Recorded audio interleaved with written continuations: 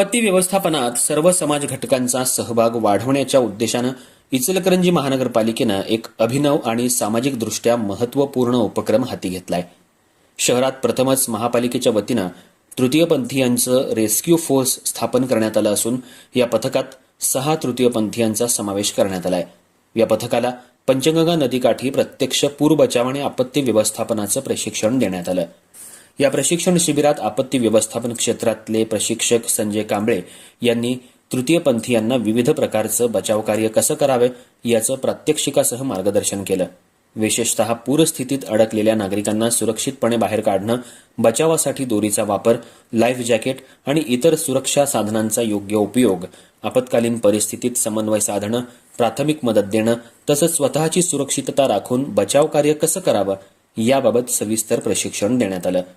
दरवर्षी पावसाळ्यात पंचगंगा नदीची पाणी पातळी वाढल्यानं काही भागांमध्ये पूरस्थिती निर्माण होण्याची शक्यता असते. अशावेळी महापालिकेच्या आपत्ती व्यवस्थापन यंत्रणेला सक्षम आणि प्रशिक्षित स्वयंसेवकांची गरज भासते. ही गरज लक्षात घेऊन महापालिकेनं तृतीयपंथीयांना समाजाच्या मुख्य प्रवाहात आणत त्यांना आपत्ती व्यवस्थापनाच्या कामात सहभागी करून घेण्याचा निर्णय घेतलाय.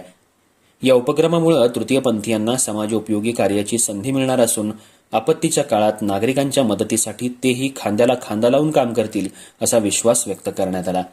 सामाजिक समावेशकतेचा संदेश देणारा हा उपक्रम राज्यातल्या इतर स्थानिक स्वराज्य संस्थांसाठीही प्रेरणादायी ठरू शकतो अशी भावना उपस्थितांनी व्यक्त केली.